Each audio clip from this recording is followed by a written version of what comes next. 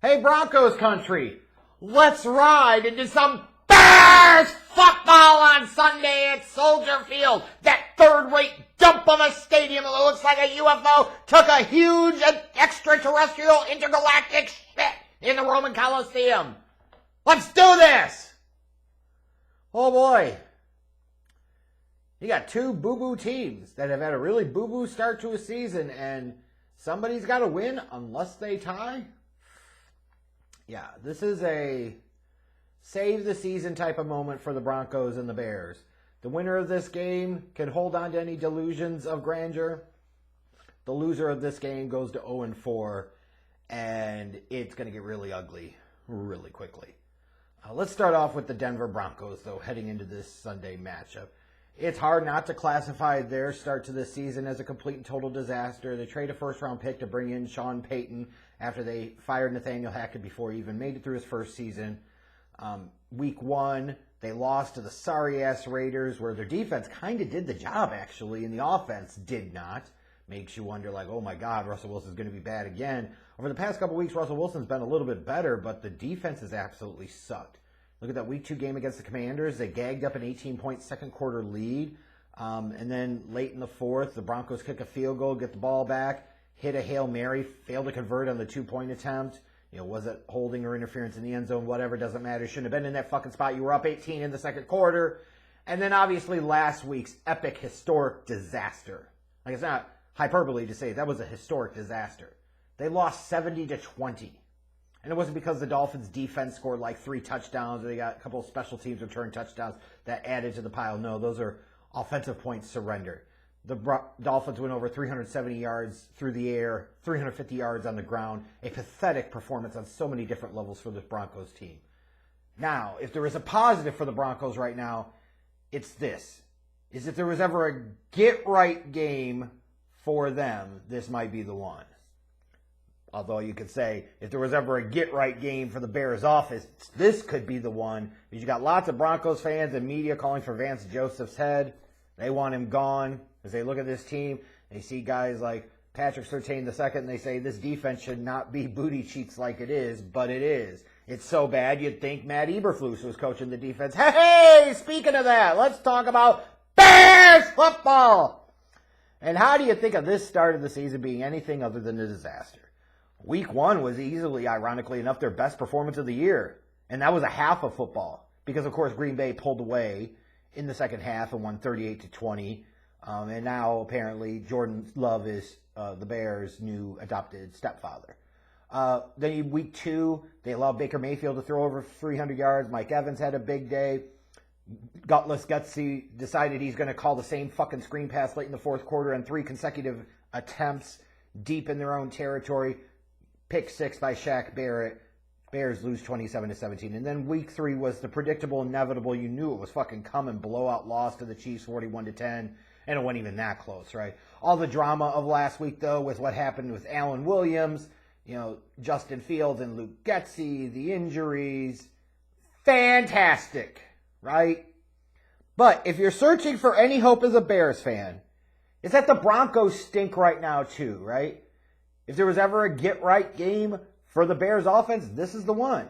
Now, conversely, I could say, if there was ever a get-right game for the Broncos offense and defense, this is fucking it too.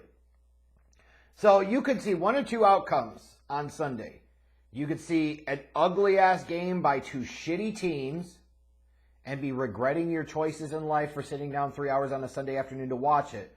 Or you could watch 2 incredibly desperate teams trying to slug it out for their first win, and all types of crazy shit could happen. Looking ahead to Sunday, in terms of the injury report for the Broncos, Jerry Jeudy and Justin Simmons, both could play on Sunday. Now, mind you, I'm recording this very early Friday morning, so I'm going based off the fact that they were limited in practice the past couple of days, so that could change. It looks like Frank Clark and Josie Jewell were both DNPs for practice the past couple of days, so it looks like they might be out. You might get Drew Sanders starting at inside linebacker, making his first start in the NFL. Meanwhile, for the Bears, obviously not good. Tevin Jenkins still on IR. Braxton Jones is out. Kyler Gordon's out. Eddie Jackson's a DNP in practice the past couple of days, so he might very well be out.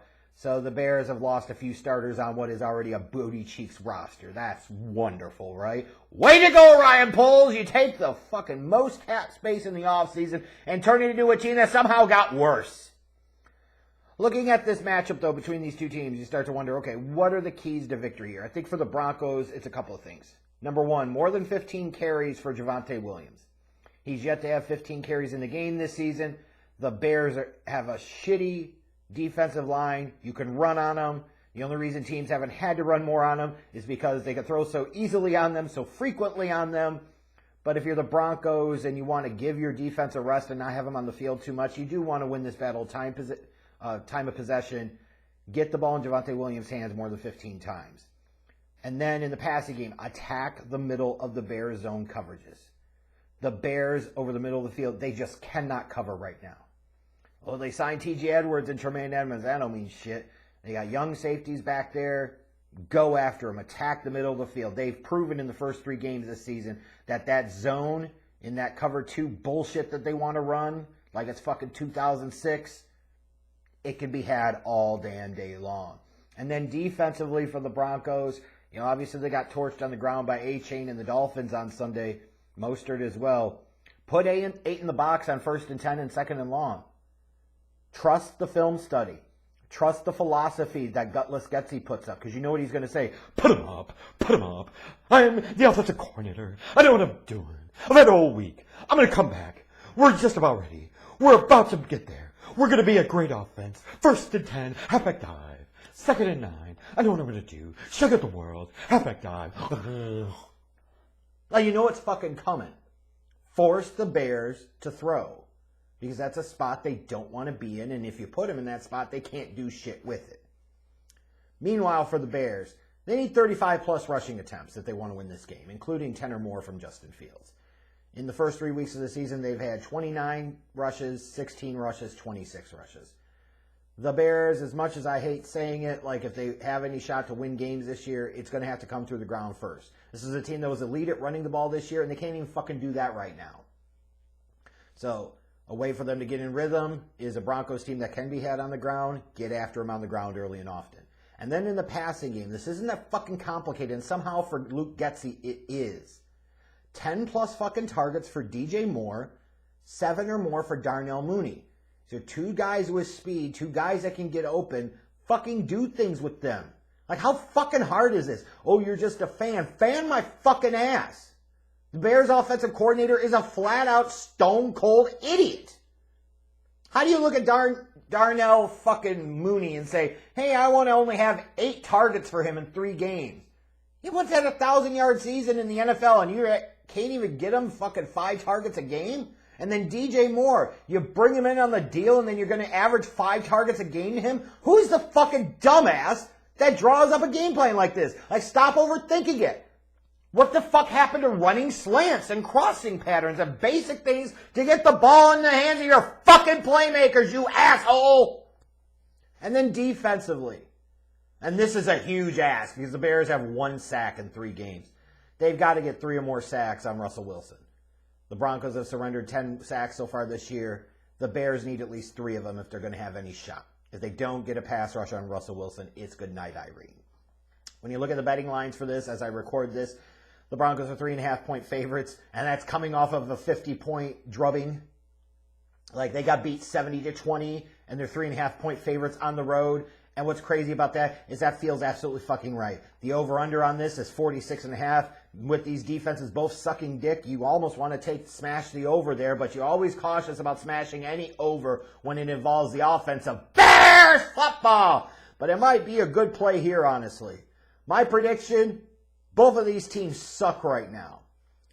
Who would you take, though? Would you rather take Sean Payton and Russell Wilson or Matt Eberflus and Justin Fields? Nobody worth taking seriously in their right fucking mind would choose Eberflus the egghead and Justin Fields. Period. You have to smash right now on Russell Wilson and Sean Payton. Therefore, give me the Broncos to win 31-23. And boy, if that happens, things gonna get real hot in Chicago real fucking quickly. Hashtag fire everyone.